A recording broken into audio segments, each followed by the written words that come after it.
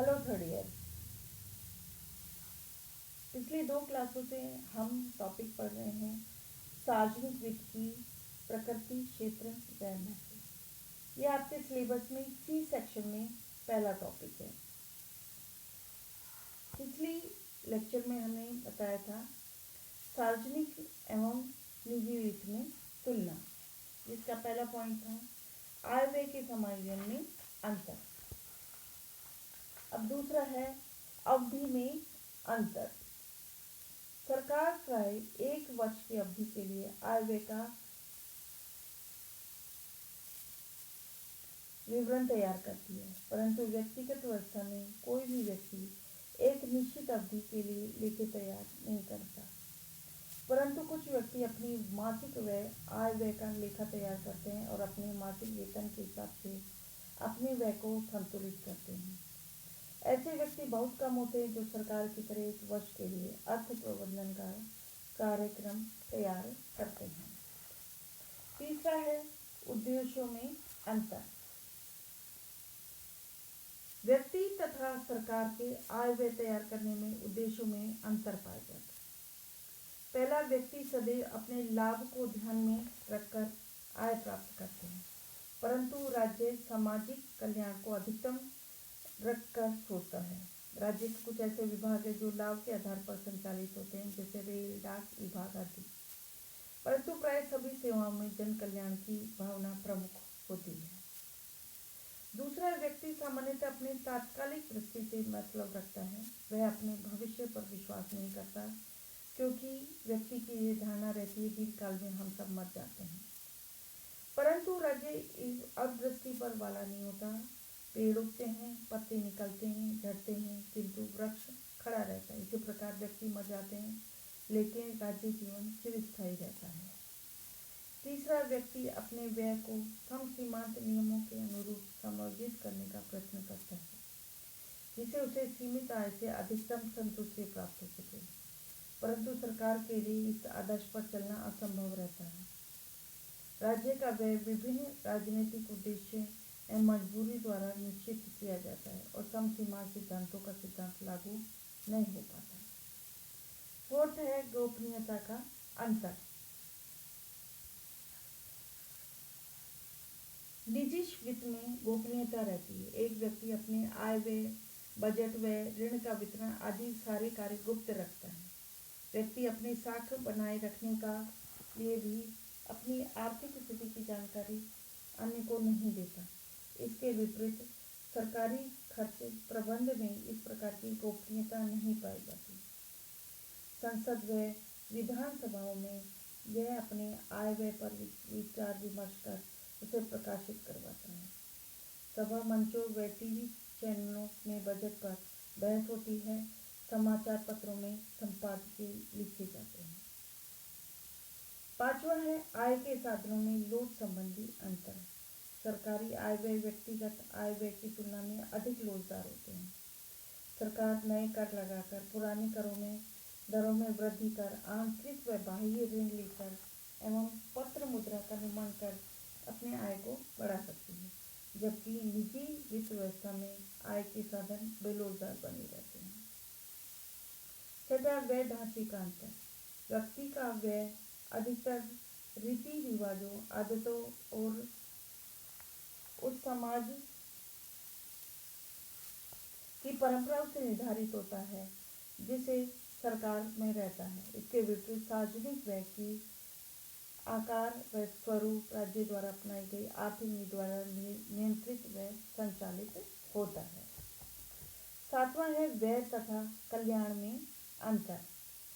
निजी क्षेत्र में केवल निजी कल्याण पर ध्यान दिया जाता है, जबकि राजस्व में व्यय करके संपूर्ण सामाजिक कल्याण की ओर ध्यान दिया जाता है। अगला है बजट की अवधि में अंतर। व्यक्तिगत बजट को अच्छा माना जाता है, जबकि उसकी आय पर व्यय पर अधिक हो तो निजी व्यय में बचत करना अच्छा माना जाता है। यदि सरकार बजट बनाती है तो यह माना जाता है सरकार जनता पर अनावश्यक करारोपण करके अतिरिक्त धन प्राप्त करती है और उसके पास विकास योजनाओं का अभाव है। अगला है ऋण की प्रकृति में अंतर। एक व्यक्ति यदि दूसरे से ऋण लेना चाहता है तो वह ऋण दाता की इच्छा पर निर्भर करता है कि उसे ऋण दे या न दे, परंतु सरकार अपने देश के नागरिक से ऋण लेने के लिए बाध्य कर सकती है, क्योंकि सरकार का नागरिकों पर प्रभुत्व रहता है। 10वां है राजस्व का अपेक्षाकृत अधिक प्रभुत्व। राज्य अपेक्षाकृत अधिक प्रभावशाली होने से व्यक्ति की संपत्ति पर अपना प्रभुत्व जमा सकता है, जबकि एक व्यक्ति दूसरे की संपत्ति को कानूनन हड़प नहीं सकता। अगला है राजस्व का अन्य विज्ञानों से संबंध, relation of public finance with other science. राजस्व की प्रकृति व क्षेत्र के समझने के लिए अन्य विज्ञानों के संबंध की जानकारी होना आवश्यक है। ज्ञान की जिन शाखाओं से राजस्व का प्रत्यक्ष संबंध है, जिसमें अर्थशास्त्र, राजनीति शास्त्र, इतिहास, समाजशास्त्र, सांख्यिकी, समाजशास्त्र, नीतिशास्त्र प्रमुख हैं।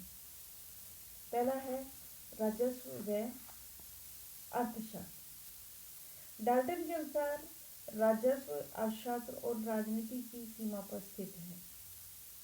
अर्थशास्त्र एक बृहद शास्त्र है, राजस्व उसका एक भाग है। अर्थशास्त्र की एक प्रकार के राजस्व को जन्मदाता है। राजस्व के सिद्धांतों को समझने के लिए अर्थशास्त्र के सिद्धांतों को समझना अति आवश्यक है। उदाहरण के लिए, नए कर लगाने से पूर्व वित्त मंत्री की मांग की लोच व मांग के नियमों को समझना आवश्यक है। सार्वजनिक आय की विभिन्न मदों पर किस प्रकार व्यय किया जाए, इसके लिए अर्थशास्त्र के सम सीमांत सिद्धांत नियमों का समझना आवश्यक है। सार्वजनिक ऋण व भुगतानों के तरीकों का अध्ययन के लिए मुद्रा, साख तथा बैंकिंग का ज्ञान आवश्यक है। तीसरा, सार्वजनिक ऋण उनके भुगतानों के तरीकों के अध्ययन के लिए मुद्रा, साख व बैंकिंग का ज्ञान आवश्यक है।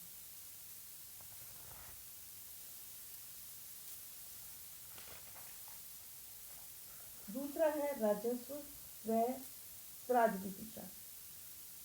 किसी भी देश की आर्थिक नीतियों व राजस्व व्यवस्था किस बात पर निर्धारित होता है कि उस देश की राजनीतिक ढांचा कैसा है। राज्य की सरकार किस विचारधारा पर विश्वास करती है।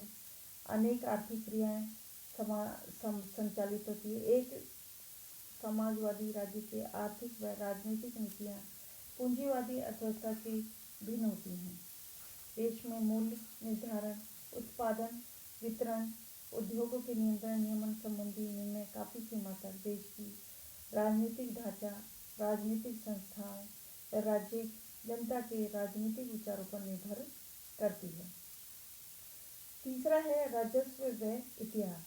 इतिहास के अध्ययन से हम अतीत की घटनाओं का ज्ञान प्राप्त होता है, जिनके आधार पर भावी योजनाओं का निर्माण किया जाता है।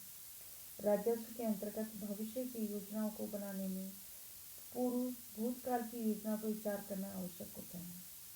विभिन्न राज्यों के इतिहास के अध्ययन के आधार पर वहाँ के राजस्व के सिद्धांतों की सफलता असफलता का ज्ञान प्राप्त किया जा सकता है।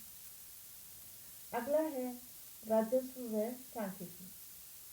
सांख्यिकी के आंकड़ों के आधार पर अनुमान लगाकर निष्कर्ष निकाले जाते हैं, फिर उनमें सापेक्ष संबंध ज्ञात किए जाते हैं।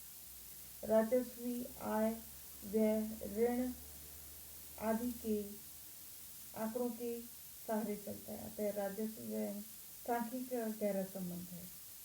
सरकार को किन किन मदों पर कितनी कितनी आय प्राप्त होती है, नागरिकों पर कर भार कितना पड़ता है, करों का पूंजी निर्माण पर क्या प्रभाव पड़ता है, करदाताओं की करदान क्षमता कितनी है, सार्वजनिक व्यय किन किन मदों पर प्राप्त होता है, बजट में आय व्यय का अनुमान लगाए जाते हैं। यह सांख्यिकी शास्त्र के सिद्धांतों के आधार पर बनाए जाते हैं। अगला है राजस्व एवं समाजशास्त्र।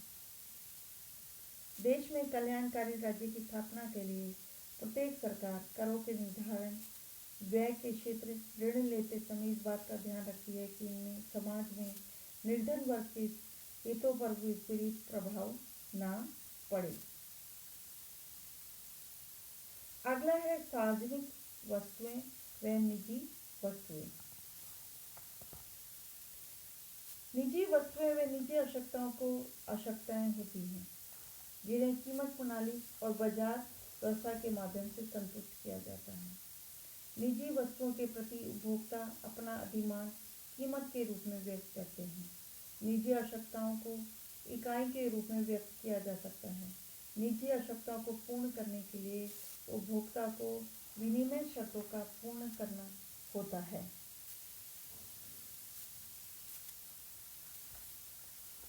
यदि एक उपभोक्ता दूसरे व्यक्ति को कोई वस्तु प्राप्त करना चाहता है तो उसे उस व्यक्ति की शर्तों का पूर्ण करना होगा, अन्यथा वह वस्तु के उपभोग को वंचित रह जाएगा। इसे अपवर्जन सिद्धांत कहते हैं। इसके विपरीत सार्वजनिक वस्तुएं व आवश्यकताओं वे हैं जो वस्तुओं की सेवाओं को संतुष्ट होती हैं, जिन्हें सभी व्यक्ति समान रूप से उपभोग करते हैं। उनके लाभ से किसी व्यक्ति को वंचित नहीं किया जा सकता, चाहे कोई व्यक्ति आवश्यकताओं के लिए भुगतान करते हैं अथवा नहीं। समाज के सभी व्यक्तियों को समान संतुष्टि प्राप्त होती है। इन वस्तुओं के संदर्भ में अपवर्जन सिद्धांत लागू नहीं होता। कीमत प्रणाली द्वारा इन आवश्यकताओं को पूर्ण किया जा सकता है। सार्वजनिक बचत के माध्यम से इन आवश्यकताओं को संतुष्ट किया जा सकता है। सार्वजनिक वस्तुओं को दो भागों में बांटा जाता है।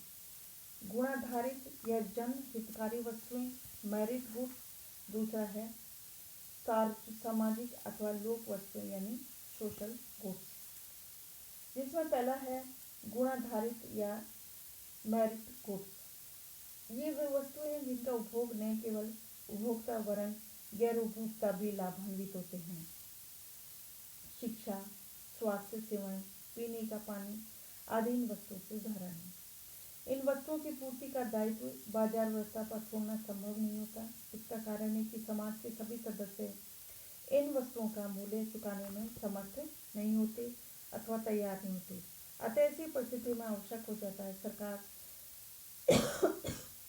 इन जनहितकारी वस्तुओं की उपलब्धि सुनिश्चित करने हेतु या उनके उत्पादन लागत का एक भाग वहन करने में स्वयं तत्पर हो अथवा निजी स्रोतों से प्राप्त होने वाली पूर्ति के अतिरिक्त स्वयं भी उत्पादन व उपलब्धि में सक्रिय भागीदार हो, अथवा इन वस्तुओं की पूर्ति के लिए मिश्रित प्रणाली अपनाई जाती है, जहां साधनों के आवंटन में व्यक्तिगत रुचि के साथ साथ उनके आवंटन में राजकीय निर्देश को भी महत्व दिया जाता है। इस संबंध में अपवर्जन सिद्धांत लागू किया जाता है। इनमें बाह्य लाभ व अप्रत्यक्ष लाभ अधिक होते हैं। जो व्यक्ति इन वस्तुओं का उपभोग करते हैं उन्हें लाभ प्राप्त होता है। इसके अतिरिक्त समाज के अन्य व्यक्तियों को भी लाभ पहुंचता है। उदाहरण के लिए जो व्यक्ति शिक्षा प्राप्त करता है उसे लाभ प्राप्त होता है, किंतु समाज को भी इससे लाभ प्राप्त होता है। दूसरा है सामाजिक या लोक वस्तुएं। ये वो वस्तुएं हैं जिनके उपभोग की प्रवृत्ति सामूहिक होती है। इन वस्तुओं का उपभोग को समाज के प्रत्येक सदस्य अधिकारी होता है। इसका अस्तित्व में आने के बाद किसी संभावित उपभोक्ता को इससे लाभान्वित होने से नहीं रोका जाता। जैसे बाह्य आक्रमण से देश की सुरक्षा, रेडियो व टीवी का प्रसारण, सड़कों पर रोशनी आदि इनके उदाहरण हैं। इन वस्तुओं पर समाज के उन प्रत्येक सदस्य का अधिकार बनता है जिसके लिए उसने अदायगी की है या ना की है। सामाजिक वस्तुओं की लक्षण। पहला है अविभाज्यता।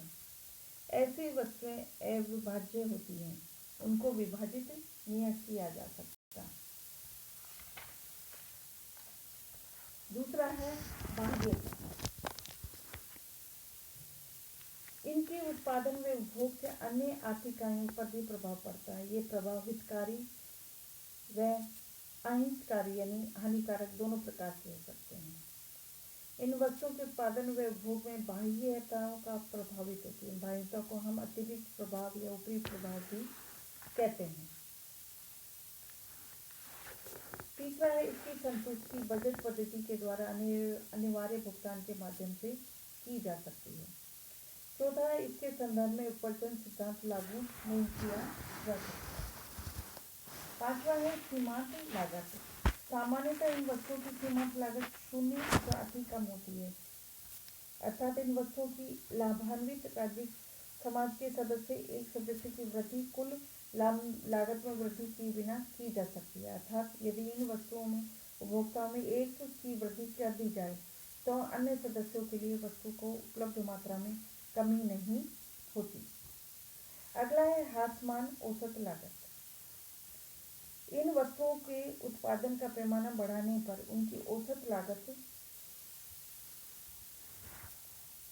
के घटाने की संभावना रहती है। जैसे किसी नगर के मल वैन की सेवा छोटे क्षेत्र में लागू की जाए तो लागत अधिक होती है, अतः पूरे क्षेत्र में विस्तारित किया जाए तो इससे लागत कम हो जाती है।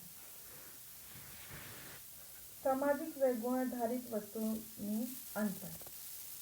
पहला है सामाजिक वस्तुओं के संदर्भ में अपवर्जन सिद्धांत लागू होता है, जबकि गुणाधारित वस्तुओं में यह लागू नहीं होता। सामाजिक वस्तुएं सभी लोगों को समान संतुष्टि प्राप्त करती हैं, लेकिन गुणाधारित वस्तुएं में संतुष्टि की मात्रा अलग अलग होती है। तीसरा, सामाजिक वस्तुओं की संतुष्टि सार्वजनिक बजट के द्वारा की जाती है, जबकि गुणाधारित वस्तु की पूर्ति सार्वजनिक बजट के साथ साथ कीमत द्वारा संभव होती है। चौथा है सार्वजनिक वस्तुओं के संदर्भ में उपभोक्ता की प्रभुसत्ता को महत्व दिया जाता है, जबकि गुणाधारित वस्तुओं के संदर्भ में निर्णय किसी वर्ग विशेष द्वारा लिया जाता है।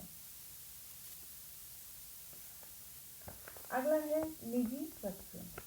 ये वे वस्तुएं होती हैं जिनका उत्पादन व्यक्तिगत अधिमानों के आधार पर किया जाता है। बचतें व्यक्तिगत रुचि होती हैं तथा उत्पादन साधनों पर स्वामित्व व्यक्तिगत होता है तथा इन्हें बाजार प्रणाली अथवा कीमत प्रणाली द्वारा क्रय विक्रय किया जाता है। उपभोक्ता इनके प्रति अधिमान व वरीयता कीमत के रूप में व्यक्त करते हैं। इसमें अपवर्जन सिद्धांत लागू होता है, तथा जो व्यक्ति वस्तुओं को प्राप्त करना चाहता है वह विक्रेता व उत्पादक द्वारा निर्धारित शर्तों को पूरा करके ही प्राप्त कर सकता है। यदि वह ऐसा करने में असमर्थ है तो उसे उस वस्तु के उपभोग से वंचित रहना पड़ेगा। सार्वजनिक वस्तुएं निजी वस्तु के उपभोग की मात्रा अधिमान के आधार पर चित्र के द्वारा भी स्पष्ट किया जाता है। जैसा कि चित्र में OX पे वस्तु की मात्रा ली है, OY पर कीमत को लिया है। दो उपभोक्ताओं के संदर्भ में पहले उपभोक्ता दूसरे उपभोक्ता को निजी वस्तु के उपभोग से जो उपयोगिता प्राप्त होती है चित्र में U1 तथा U2 वक्र द्वारा बताया गया है। U वक्र दोनों उपभोक्ता की संयुक्त उपभोग के रूप में सीमांत उपयोगिता को दर्शाता है।